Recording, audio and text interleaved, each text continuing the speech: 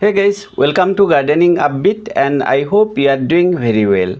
In today's video, we are going to see how to grow a beautiful snack plant and how to care for it the right way.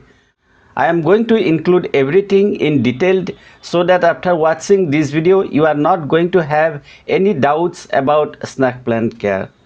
As you can see, my snack plant is growing very well. It's huge. I have some other varieties too and they are also doing good.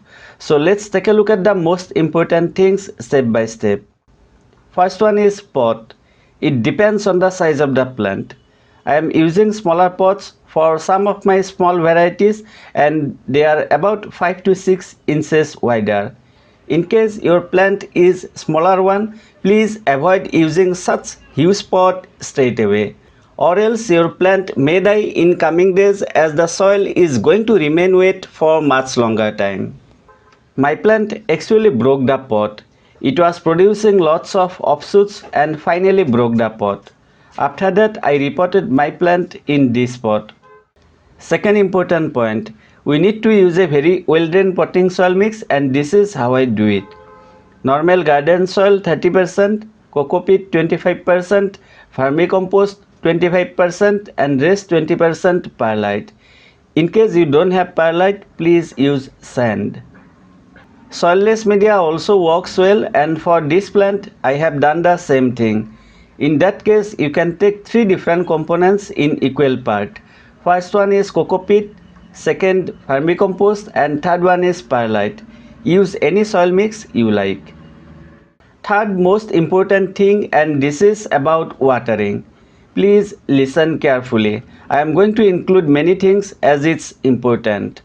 See, snack plant needs water less frequently. How often to water? Let me give you an idea. I watered this plant almost 30 days back. While watering, do thoroughly and extra water should come out through the drainage holes. But there are few things we should consider.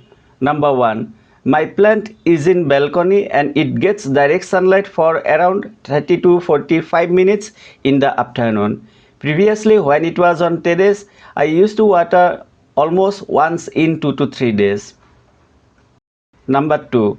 While it was on terrace, I used to water more frequently as it was getting whole day of sunlight.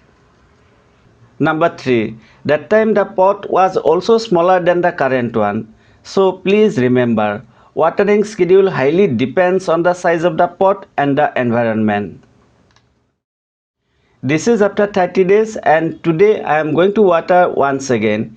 Basically saying, before watering, let the complete soil or at least 70 to 80% soil dry out and then only water.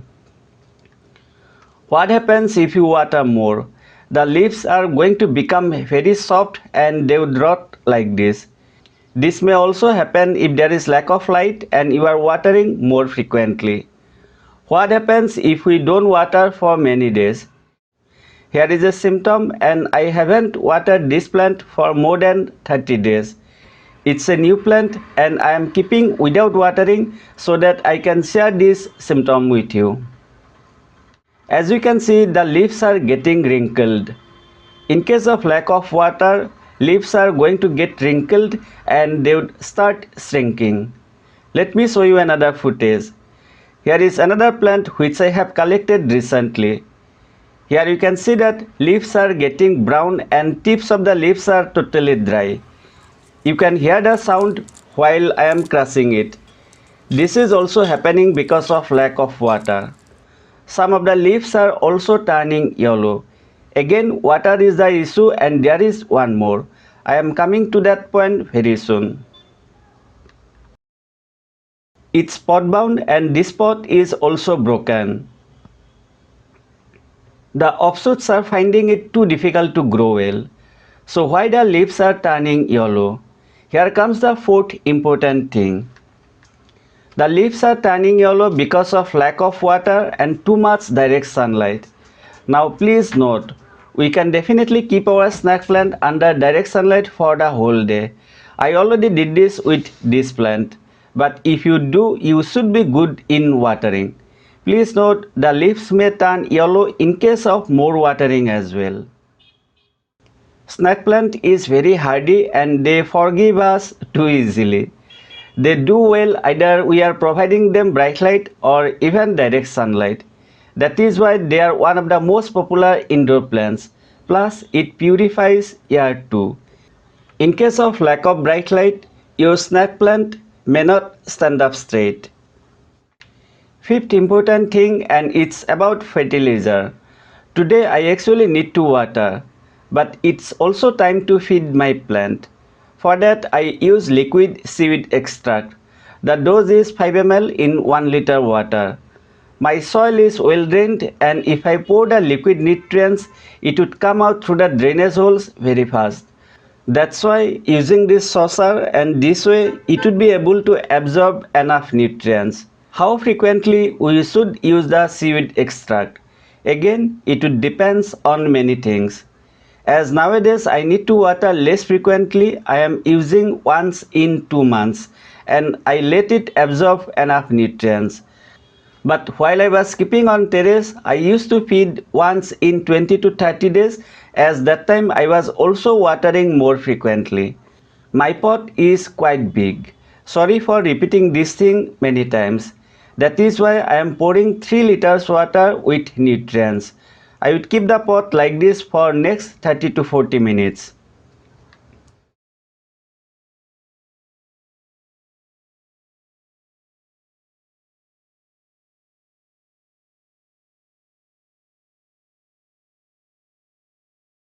I also use the same nutrients and spray everywhere once in 15 to 20 days.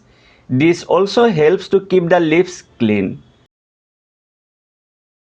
You may not believe me, but I started with just 4 plants and after many days, this is how they are looking. I believe you would like to see the whole journey. In case you are interested in watching, please do check out the next video. Hope you found this video useful and if you did, I would really appreciate if you give it a like, share it with your friends and subscribe to my channel if you are new to gardening upbeat. Thank you so much for watching. Take care and enjoy. Bye bye.